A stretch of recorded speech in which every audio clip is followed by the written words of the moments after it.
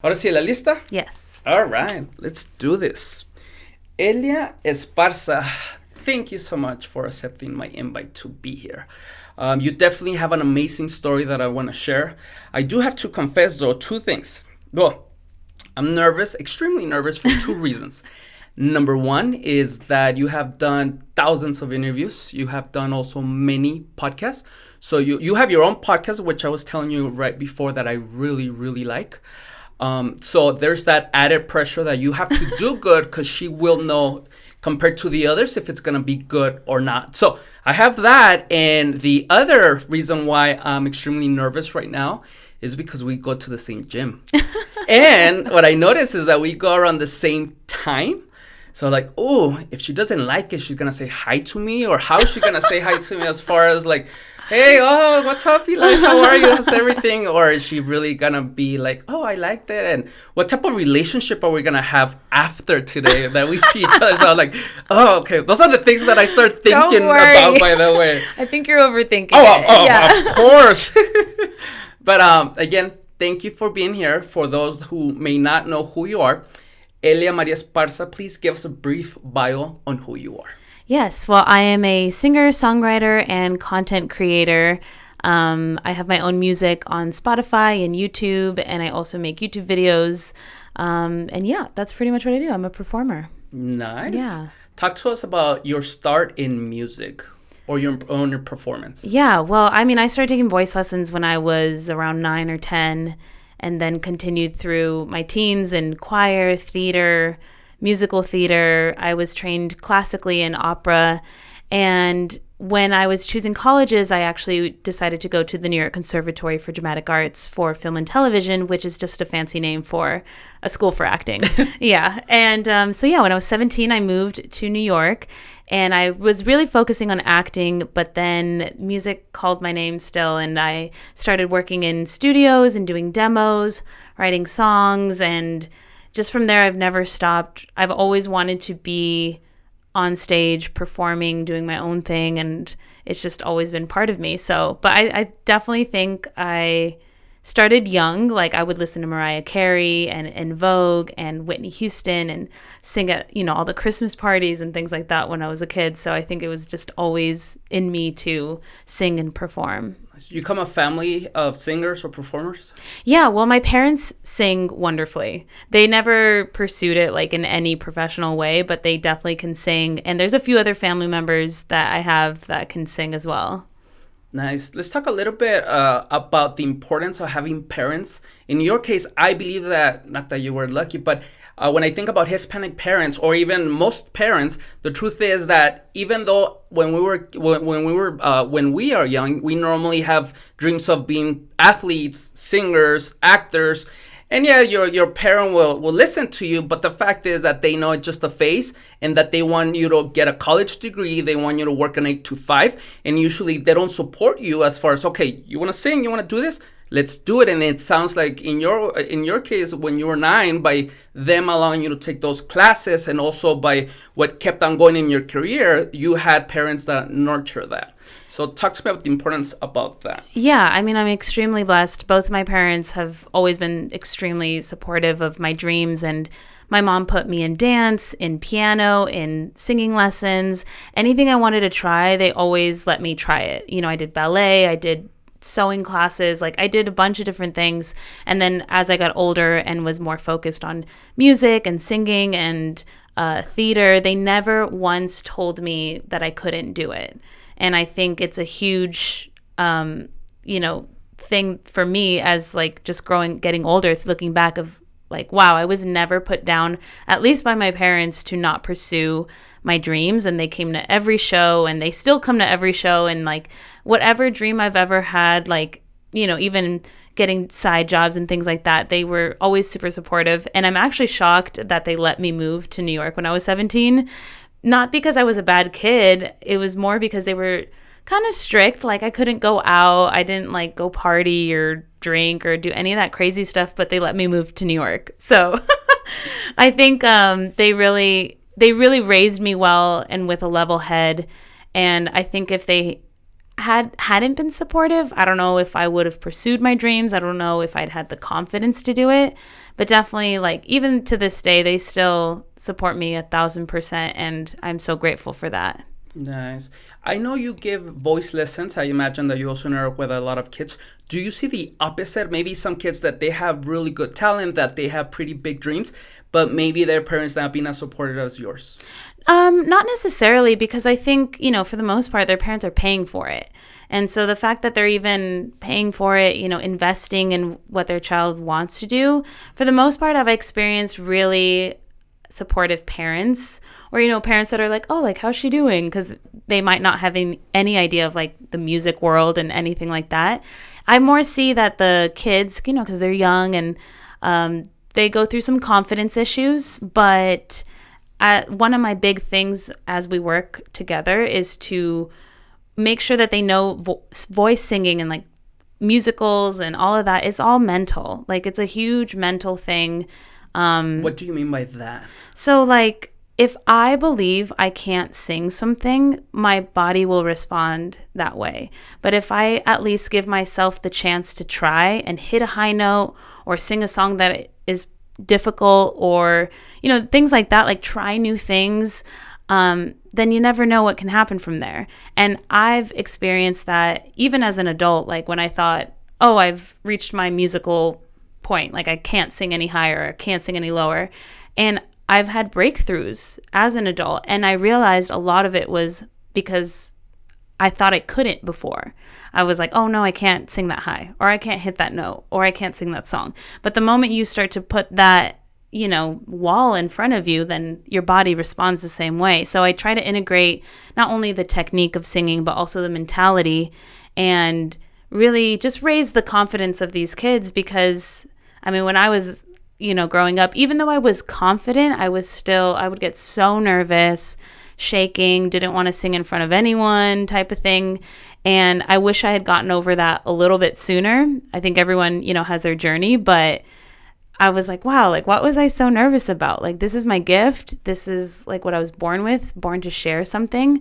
And even if, these kids don't decide to pursue music as their career, it's just something that adds to their development, and realizing like, oh, everything I do, like if I believe I can do it, like at least try, so it's not just like completely shutting off the idea of something. Nice. Where does this positive mindset come from? As before we start, I told you that I follow you on social media, on Instagram more specifically. And your stories, even your posts, you can tell that you have a different mindset. The podcast that I heard, as far as being positive, making sure that you always look at the bright side. And now that you're talking about how singing or anything that you do, of course, it's a lot to do with mindset.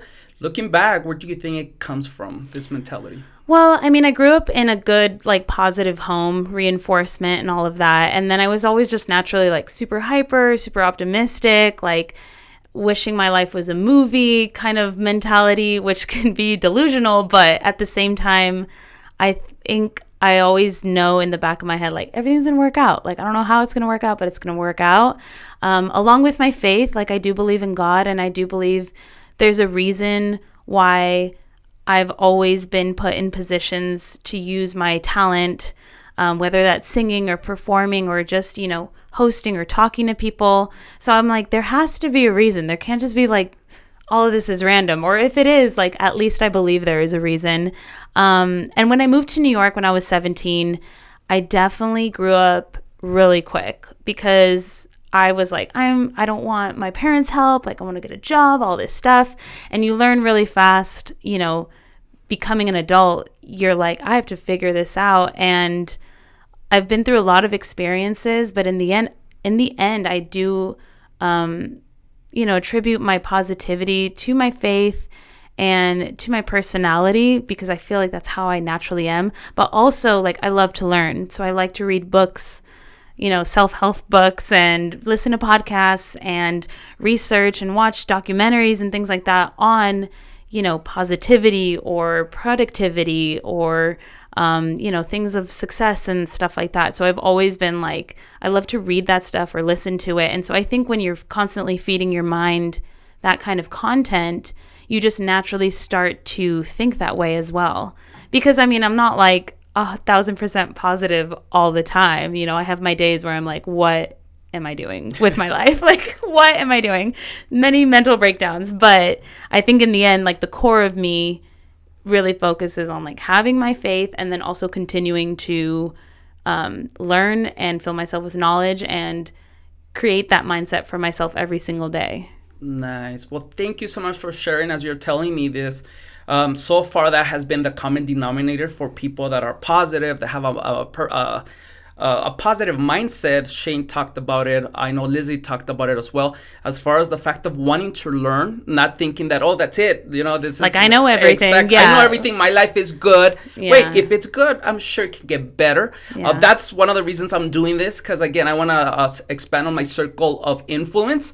I was telling Shane the other time that close friends that I interact that can give me those positive vibes or that extra motivation that I need. To be honest, I have maybe one or two. So this is one other reason that I'm doing this, because I want to meet people such as yourself that, you know what, I can take something back, not only applying in my business, but definitely in my personal life. So thanks again for sharing. Of course. Let's go back and talk about New York for a little bit. I know you lived there for 6 years. Yes.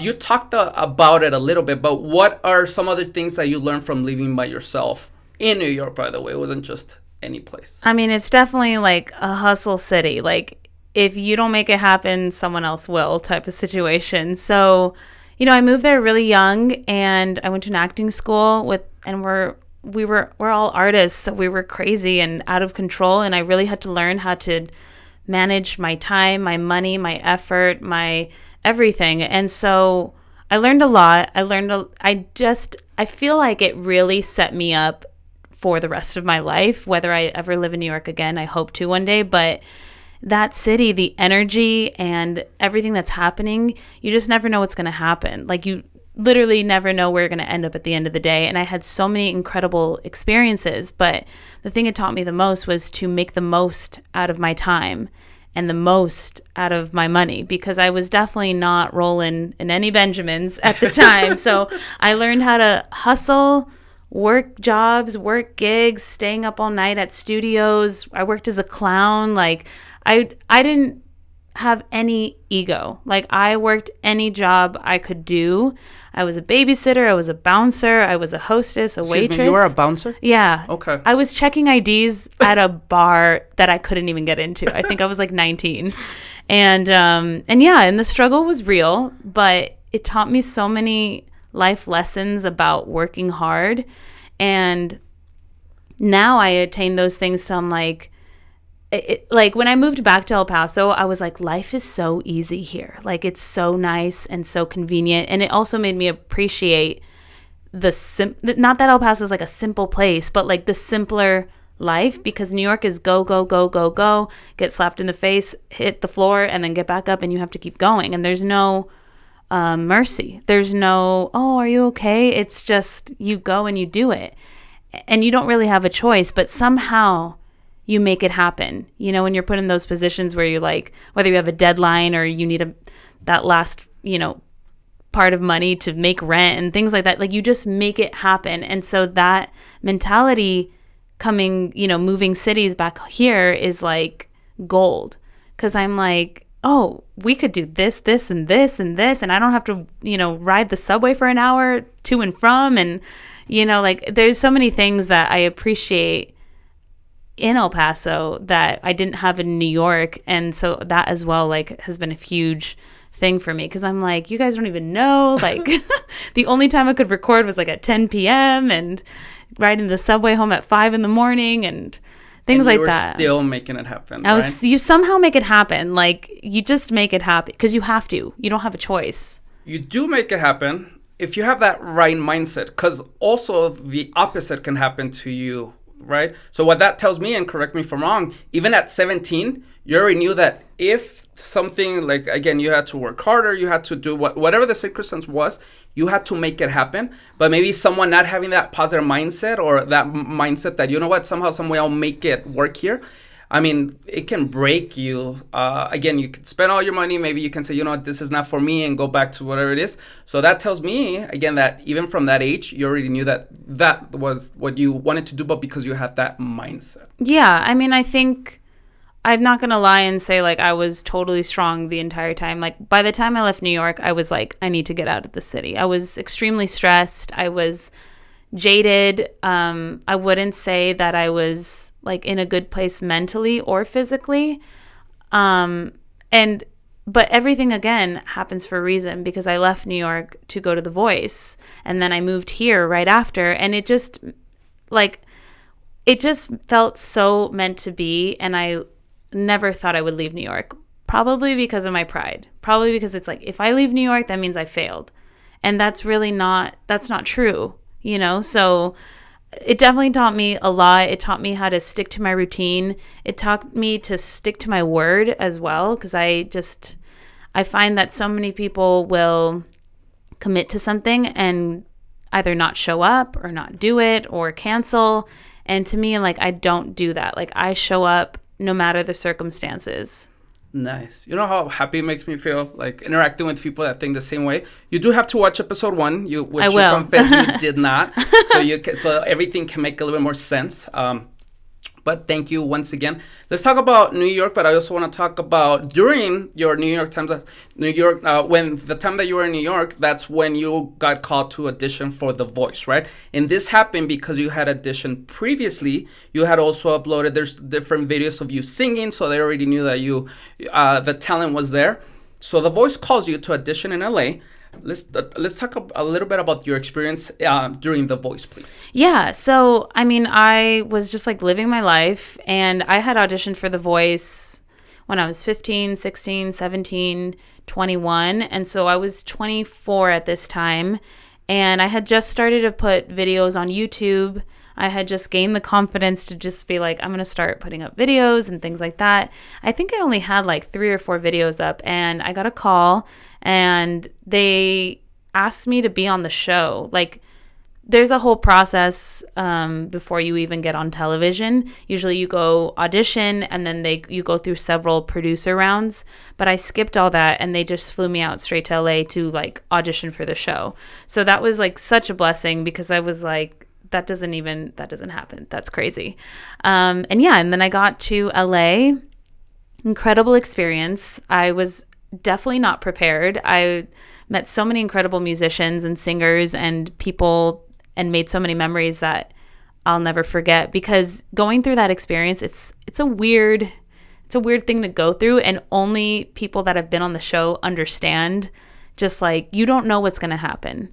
You don't know if you're going to make it on the show. And even if you make it on the show, you don't even know, what song you're going to get or things like that. It's like a huge thing, but it was incredible, because it was my first time.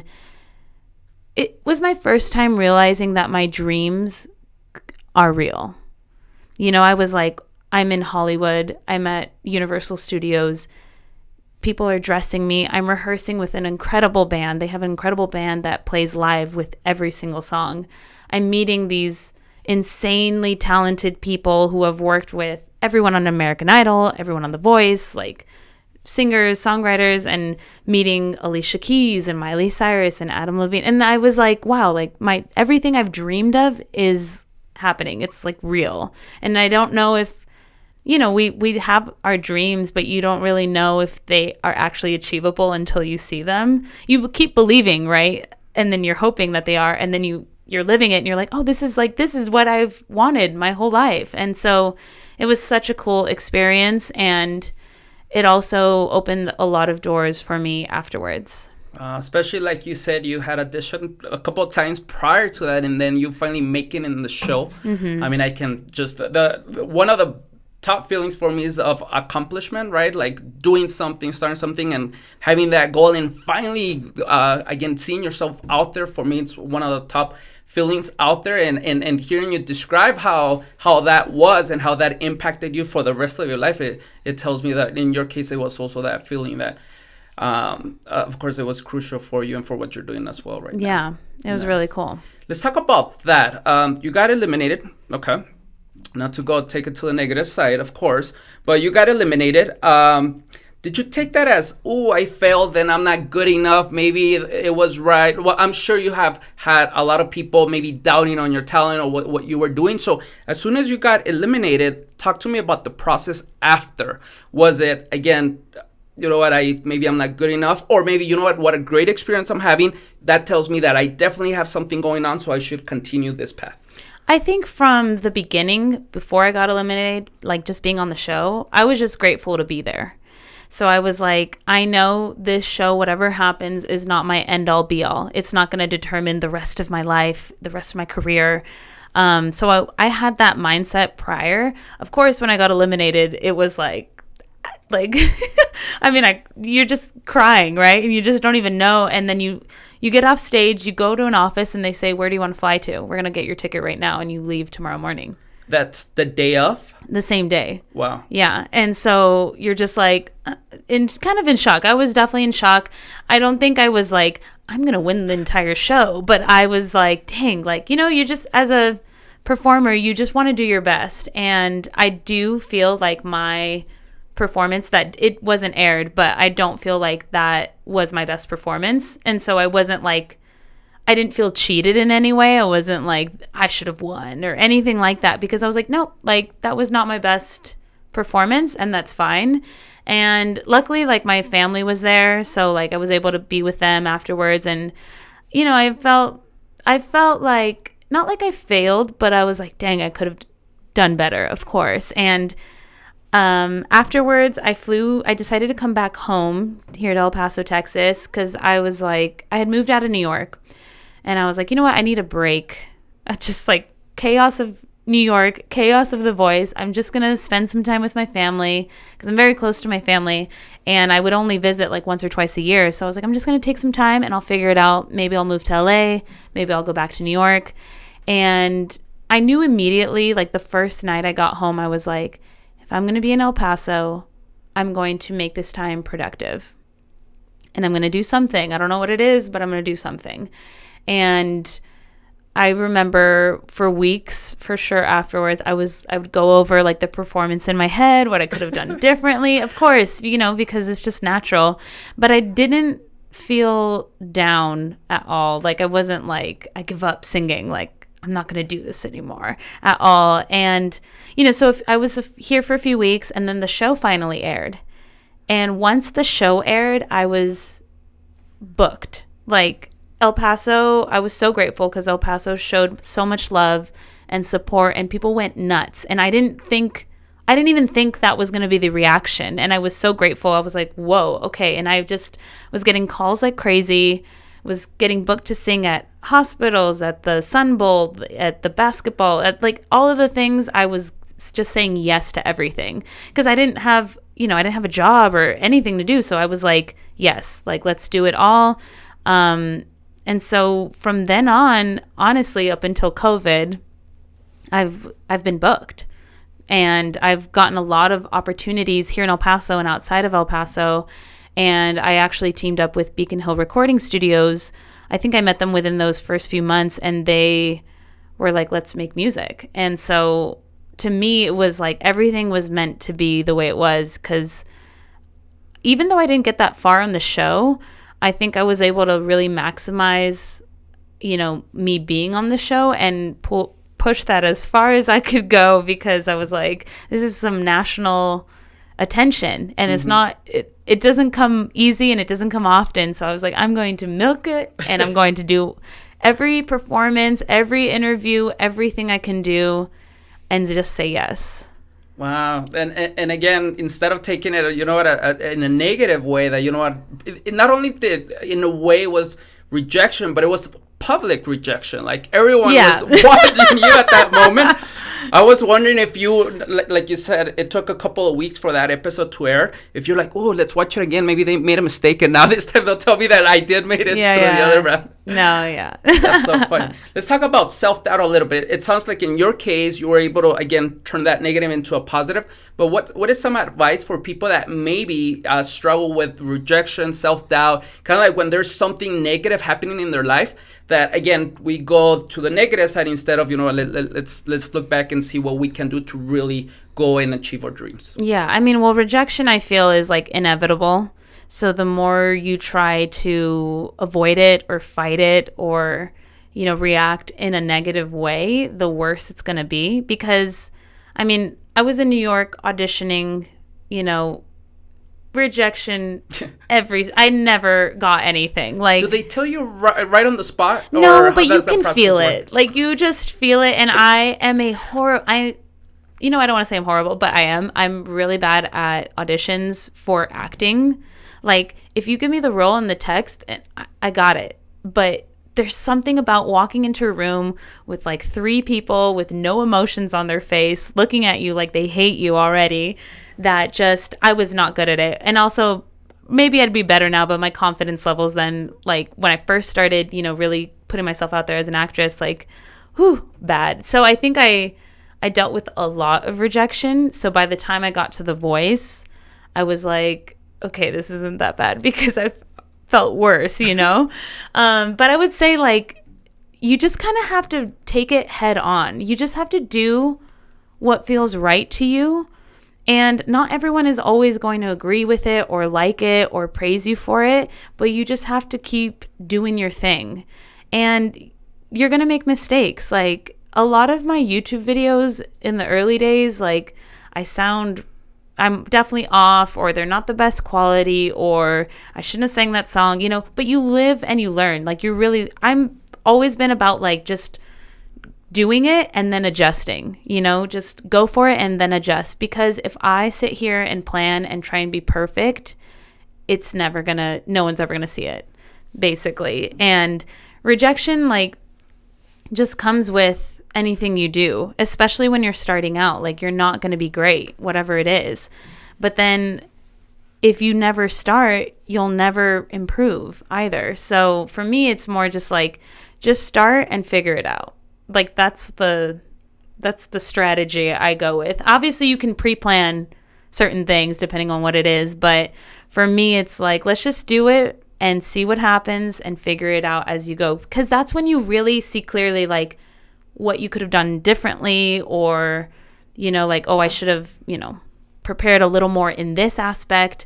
But you kind of have to throw stuff at the wall and see what sticks. And rejection, I get negative comments or things like that.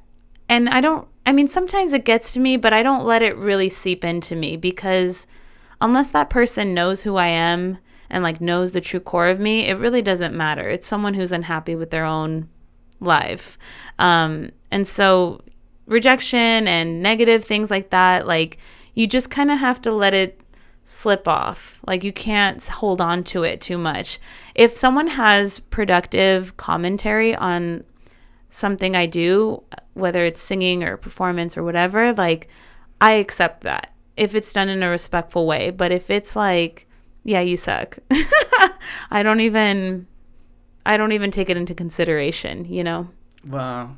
Okay. Well, Elia, thank you for that. I'm here. Again, you have to watch episode 1, because internally I'm crying. I'm saying, that's so cool that she's saying that. Now, you did kill most of my questions now, because, most of them were going to be on how you were dealing with your negative mindset, but you never had that. But let me ask you this. How difficult is it in your case to maybe not compare yourself to others? Again, you believe in yourself. You have a lot of talent. A lot of people are behind you that believe in you as well. And then maybe you see this newer person coming into the scene, and then that you have a better voice. That you're prettier, and they're maybe making it that, I don't know, in this industry, how it's called, making it big maybe. Do you have that of how do you deal with not comparing yourself to others and just being focused on what you're doing? Yeah, I've definitely had those thoughts, and it doesn't even have to be like someone just like me, like, another girl or anything like that. If it's someone like local, I'm way more supportive. Like, because I want people to succeed, because there's enough room at the top. There's not just local, but anyone. But I want people to thrive. I want people to go after their dreams. And, there's going to be, I think there's seasons in everyone's life where, I'm sure when I was on The Voice, there was other musicians or singers that were like, what? I've been doing this for 10 years. And, like, no, so there's seasons where there's highs and lows. And I think if you're an artist and you don't support the people around you, who's going to support you when you're at the top? Like, no one wants to be alone at the top situation. But when it comes to comparison, I try not to have those thoughts. I do have them, and then I try and wipe them out. And I'm like, it just means because I need to do better. it's just a self-reflection of myself where I'm like, maybe even if I am a better singer or better looking or whatever, it just means I need to work harder. That's all it means to me. And I don't really compare myself too much because everyone has their own journey. Everyone has their own story. You know, there's like TikTokers who come out of nowhere and they have millions of followers and they're 17 years old. And then there's people who work for 20 years and then finally get their big break. So for me, it's like I'm in it for the long haul. I'm not here to be a viral moment in time. I want to have a longevity of an artistic career, and I really want to invest all my time and everything into that. And to me, like, it doesn't compare. I can't compare because there's going to be things that I've been through that other people will never experience, and there's going to be things that they've been through that I'll never experience type of situations. Like, I can't compare myself to Khalid, right? Like, he's already done it all. Like, he's already, like, gone above and beyond. And so for me, it's like, that's his journey. You know, that's his story, and it's incredible. And I'm going to have my own. That's going to be to call mine. Because if I try and chase someone else's dream or accomplishments, I'm never going to be fulfilled because that's theirs and it's not mine. So when it comes to comparisons, whatever it is, whether it's, you know, body or voice or success, it really just comes down to me having to be like, all right, well, let me set my priorities straight and see how I can improve on myself as opposed to worrying about what everyone else is doing. Yeah, and besides that, sometimes, not sometimes, all the time, you don't know the exact picture, the exact story. Yes, maybe they're making millions, maybe they look happy, maybe whatever's going on. But the truth is that we don't know what's going on inside. And the fact is that there's a high chance that on the inside is not as good as the outside. Mm-hmm. And we don't know, but in reality, in what matters in life, we might be doing much better than someone else, right? Yeah, there you go. That too. Yeah. Now, before you had this mindset, were there ever times that you wanted to quit? Kind of like, you know what, maybe I should go back to college, do something else. Maybe I should have a regular job. Maybe I should do this. Have you had moments like that? And if yes, how were you able to overcome that? I mean, I have those moments all the time. Like, I'm like, what am I doing? But I've had several, many, many moments like that. I think a lot more when I was younger, you know, like 19, 20, 21, around there. Like, I remember crying like every week, walking around New York, being like, what am I doing? And I think now when I have those moments, I allow myself to feel them and it's fine. And again, going back to like, once I kind of go through that, whether it's a day or a week or a time period, I've definitely had that also in COVID, you know, in this time period of like, I was booked every single weekend. I was making moves. I was doing shows. Like, I felt like, yes, like this is the process, is I'm in the fast lane, and then to nothing, to just home every day and, you know, still doing what I can do, but not the same level. And it really just boils down to like, I have a lot of interests and I like to try new things, and I like the business mindset and I like all of that. And so for me, I'm like, if I want to try other things, that's fine. But when it comes down to it, I am an artist. I'm a singer. I love music. This is what I will do for the rest of my life, whether I make it, you know, super successful or not. I think for me, once I let go of the idea of like, I have to make it and I have to win a Grammy and I have to, you know, all of this stuff, I'm like, I'm going to always do music no matter what else I'm doing, what else is happening. So once I let go of this idea of putting so much pressure and stress on something that doesn't function that way, then I really just, you know, realign my goals and say like, okay, so now that you've had your moment, mental breakdown, whatever it is, or doubt, let's sit down and figure out like, what are your next steps? Like, do you want to write some songs, record them and put them out? Do you want to take a break from that? Like, I just kind of reassess. I never I don't think I'll ever quit music or being a singer because it's who I am, you know? And when those doubts come in, I just feel them through and probably write a song about it afterwards. It sounds like you know that that's part of your career. That's gonna be it's always gonna be part of there. So you accept the fact that okay, I'm in that moment, and this moment's gonna pass, and then I'll get back to regular Elia, and then I'll move on. Yeah. Let's talk about some moments that, of course, some of the happiest moments in your career. Looking back, what are the top 3 most memorable moments in your singing career? Oh my gosh. Someone asked me this like in another interview, like thanks for that. no, but oh my God, I couldn't so think unique. of no, I couldn't. I was like, I mean, I've had so many, and a lot of the time when I'm performing like the big moment type of, performances, I'm like basically blacked out. Like I don't even know, or I'm so focused. But I would say for sure the Raiders, when I sang the national anthem at the Raiders game in Oakland, that was like 60,000 people screaming and you can't hear anything. And when you sing in a stadium, it's like the sound, you hear the sound right afterwards. So it's really hard to sing like on pitch and in time because you're hearing yourself at the same time, if that makes sense. So anyways, but that was an incredible experience. That was so much energy, and it's a little bit different of like a concert because it's a football game. So everyone's like revved up, and it was like the Raiders, so they're like psychotic and fun. And it was such a adrenaline fill, and I practiced so much for that performance because I knew like, it's singing a cappella. So when you don't hear the music, you got to make sure you're singing right. And I just was like, I'm ready. But it was so much fun. And I had never been to a professional football game either. And I felt like, they treated us really, really well, and had my own suite and all of that. But like, it was such a cool experience. And Marshawn Lynch like winked at me, and I was like, oh, hey, like, cool, like, so it was that was really cool. Also when I opened for Laura Pausini at the Greek Theater in Los Angeles, that was such an incredible feeling as well. I also practiced so much for that performance because I knew I was gonna be nervous. And she was so supportive, and it was just such a cool experience because I was like, so many amazing people have performed in this theater, and here I am like one step closer, it felt like. And my third, I don't know, what's my third? I mean, also like when I sang at the Hyundai Sun Bowl, that was a lot of fun. That was like also a huge game, stadium. It was freezing. I was sick. I was really sick, but the adrenaline just pushed me through.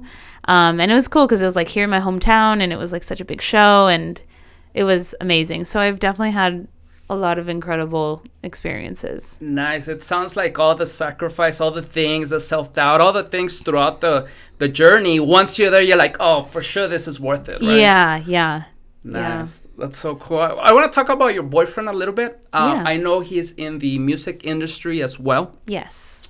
You guys moved in together during quarantine. Yes. Kudos to him and you, by the way. I'm sure that helped your quarantine experience be a positive one, so kudos to both of you. Now, what I want to talk about is your boyfriend's a musician, so he understands the struggles. He understands the hours that you have, maybe in the morning, maybe in the afternoon.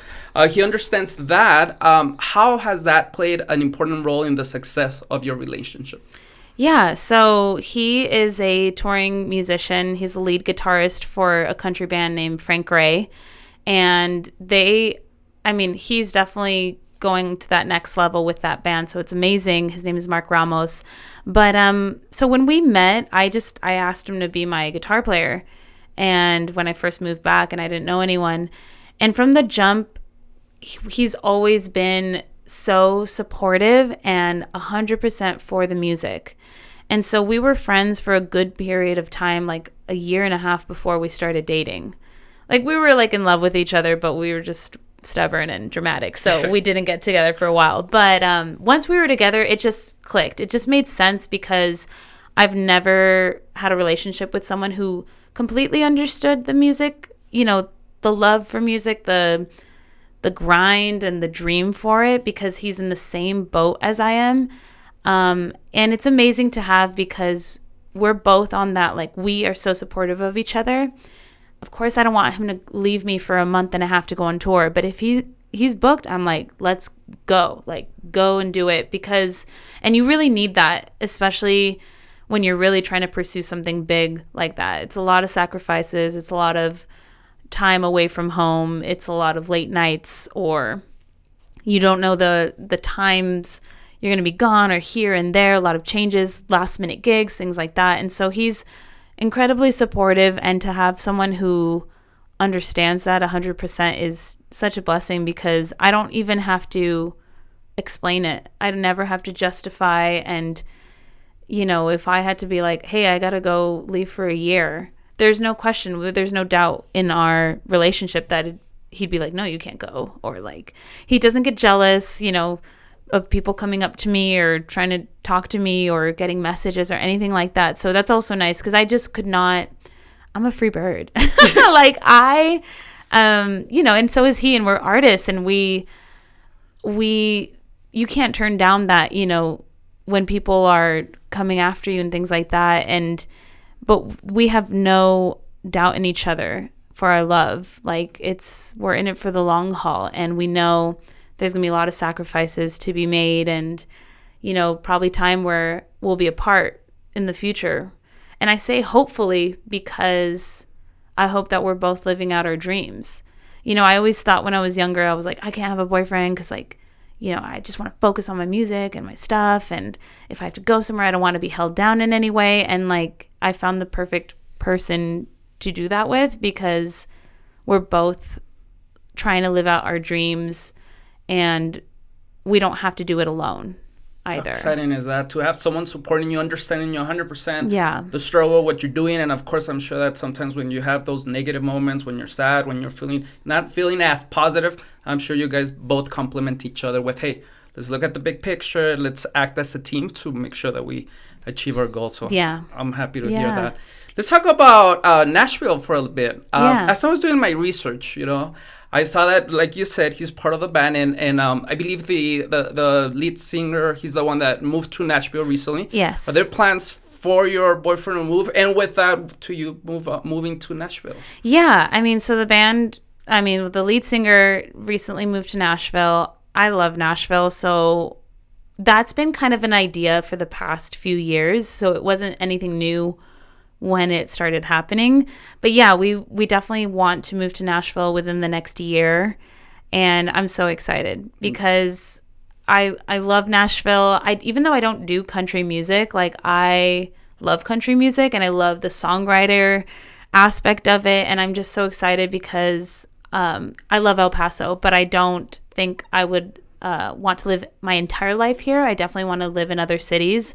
And again, back to, like, our relationship, it's like, before I was dating him, I was like, I'm going to move to LA or back to New York or Europe. I don't know. I'm going to go somewhere, because I'm so weird. I like routine, but I love change. You know, I like the idea of starting something new and meeting new people, and Nashville just seems like the perfect place, and the balance of, like, having that city life, but also having that calm, you know, home life as well. So I'm excited for them as well, and I think it's going to be a super fun experience. We don't have, like, a date or anything yet, but I definitely feel like it's going to come sooner than I think. Nice. How exciting to hear that. Well, good luck on that. I was going to say, hopefully you don't move, but then I don't mean it that way. Yeah. But of course, I know that that's of course, your boyfriend and what you guys want to do, and where you maybe think you're going to find more success or maybe a different path. I mean, that's great for you guys. I want to ask you now about your fitness, your life in fitness. I don't know if maybe there's a better way to say that. Yeah. But talk to us about that. Yeah. So, I mean, I have always been a fitness enthusiast. I love working out. I love health, wellness, along with learning about it. And so during quarantine, actually, Lizzie and Shane were like, you should get your personal training certification. And I was like, you think so? Like, me? Okay. And so I kind of started to look into it, and I thought, you know what? Well, I'll just get it. You know, it's quarantine, all that fun stuff. And I invested in getting my personal training certification. I studied for months, and I finally started personal training actually this month. And it's been incredible, because I I've never, how can I say, like, I was never like the super skinny girl or the super fit girl. I'm horrible at sports. Like, sports not my thing. I like to play them, but I'm not good. And so when I was in New York, I had gained some weight and I was so stressed and my body was just holding on to everything. So when I moved back to El Paso and started training with Lizzie and Shane from Sun City Athletic Club, I lost like 25 pounds. I've lost about like 25 pounds since moving here, and have just continued my journey on of fitness and wellness. And, it's never ending, but I really wanted to help other people as well, because I think people who know me know like that's a huge part of my life. And it's also a huge part of my mental health as well. Like, I think it's one of the things that keeps me really well grounded and aware. And especially if I ever want to be on tour, I want to look good and feel good and, really have that foundation and that routine in me. But yeah, so I'm personal training now. I mostly am sticking to Zoom right now, just because I also have like my voice lessons that I do on Zoom. So I'm a busy girl, but it's been fun. And I love, teaching other people about health and wellness, and it's changed my life. So if, a little bit of knowledge that I have and can share to other people can, change any part of their lives, I'm happy to do it. Nice. The one thing that I wanted to bring up before I ask you the last question is, I think it's so cool that you're not sticking just to music, and you do many things aside from fitness. But the fact that is that, me is the whole package. It's not only about singing, it's doing what I want, and this is what I want, and this is part of me as well. Instead of just thinking of, well, if are people gonna like the fact that I now do this, or maybe that I now open this, or now that I did that. You're just being yourself, and you're really, really having a really good time doing so. So that's just something that I wanted to bring up and give you kudos to that, because the fact is not a lot of people, especially in what you do, that are willing to try other things regardless of what's going to happen or what they're going to say, because that's what you want to do and you're doing it. One of the podcasts from a couple of months ago, that's where I recently heard that you were working towards getting your certification. Yeah. And when you got it, when I saw it on Instagram, I was like, oh, there you go. That's exactly about what it is. You have a goal. I'm going to work on it, because I'm sure it's not only, okay, let me just get this certification. Yeah, There's a whole process, and I'm sure it's hard. And now you getting it, like, oh, there you go. Just achieving another accomplishment. So kudos to you. Thank you. I mean, I definitely had those thoughts, though. I was like, oh my gosh, people are going to think I'm not like an artist anymore, and I'm not doing music and this and that. But then I was like, you know what? This is part of me. We're in a pandemic. I don't have that many gigs. I enjoy this. It's something I like. And it made me definitely think about, who I am as a person. And I feel like we as society just naturally want to categorize people. We're like, okay, like, you're a trainer, you do fitness, that's the only thing you do. You're a singer, you do music, that's the only thing you do, and, so on and so forth. And to me, it's like, we are complex beings. Like, I have so many interests that I would love to explore throughout my lifetime. Maybe go back to school, or maybe, take a course in, or things like that I feel like a lot of the time, we define ourselves as something. Like, I am a singer and an artist and a musician, but I also enjoy all of these other things as well, like making a podcast or fitness and, all of those things. And I feel like we're breaking away. I do feel like we're breaking away from only being categorized in one thing, because we see all these people. I mean, if you look at an artist, right? Like Post Malone does like Chipotle, and he also does Crocs, and they do other realms of endorsements and as like open other ventures, beauty, clothing, whatever it may be. And it's no different. I'm just on a smaller scale. No, but the fact is that you're on the same, if not bigger, because the fact is that usually when people look at them, oh, now they're trying they're going to be successful. Oh my God, they're doing so well because now they're doing something else. In your case, You're not taking maybe the people that are gonna say, "Oh, look, she now's a trainer because maybe her singing career's over." You know what I mean? You're not thinking about that, or even if you did think about that, the fact is that you're overcoming that and you're making happen whatever your goal is. Like, so regardless. Just, again, at the same level, even better in my eyes, at least. So again, that's amazing. Let me ask you the last question that I have for you, Elia. What is one thing you love about our city, El Paso, and what is one thing that maybe you would change or improve? I definitely love the family feeling in El Paso. I feel like no matter where you go, you can talk to someone in English or Spanish for the most part, and like it's almost like everyone's your tia or your cousin. You know what I mean? Like, I feel like there is that like that common, like, you know, you go out. I mean, before you would go out, but you'd go somewhere and you'd talk to someone, and it's not like, who are you, stranger? It's kind of like, oh, like, yeah, that's cool or whatever. And you can connect with people. And I definitely think it's like a big, small city, because it's crazy how people know each other. But I just love that kind of like, no matter where you go, you can kind of find a piece of home in a restaurant, or going to the bar, or going to the store and talking to the register lady. And I love that community aspect, because I don't feel like a lot of, you know, big cities have that, and El Paso definitely has that, and it has so much culture, you know, and we're such a unique city because we have so much Mexican culture. And so a lot of the blended aspects about that is integrated into us, and it's not like that in other cities. So it's cool to see that and then be able to kind of carry that experience. As I know when I was living in New York, I was like, oh, you don't do this and this and that, like, you know, and they're like, no, I've never heard of that. And even our language and the way we communicate with each other it's beautiful. So I definitely love that. And what was the second question? What would you change or improve? You know what? I think the improvements that I would like to see are already happening. I've definitely, from when I've moved here 4 years ago, there's been so many small businesses start to grow and pop up, and people are really, I think, you know, the older generations may not have liked the changes that are happening now, but I feel like my generation is really adamant about, like, you know, like, let's bring some vegan food, or like, let's open up a cool coffee shop, or, you know, an all natural skincare thing, or like I feel like a lot of people are taking initiative and, you know, bringing things that El Paso didn't have before, which is really cool. Because when I moved back, I was like, oh, like, we don't have like a lot of stuff that obviously New York has. New York has everything. So I couldn't compare.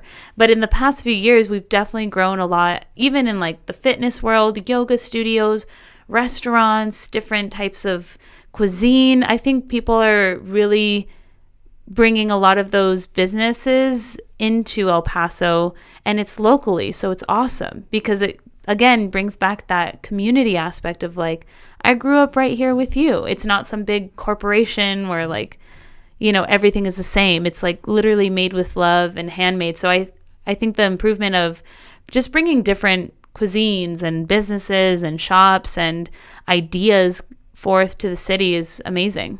Yeah, and I have to agree with you 100%. As I'm doing this podcast, as I'm seeing, oh, who am I going to invite? Or, you know what, or even before I was thinking, oh, it's going to be hard because you're in El Paso, there's not a lot of things going on. But now that I've been doing a lot of research, the fact is there's a lot of things going on. A lot of people taking initiative, a lot of people opening not only businesses, but musicians, artists. Yeah. There's so many things going on. And it's just, again, it's just from which mindset you're looking at it. So I have to agree with that 100%. Yeah. Elia, thank you so much for coming. I value time so much. I know that you can be doing some other things, and you choosing to be with me and just give me this hour of your time, I really appreciate it. So once again, thank you. Thank you so much for having me. Nice. Well, that's all I have. Gracias. Thank you. Adios.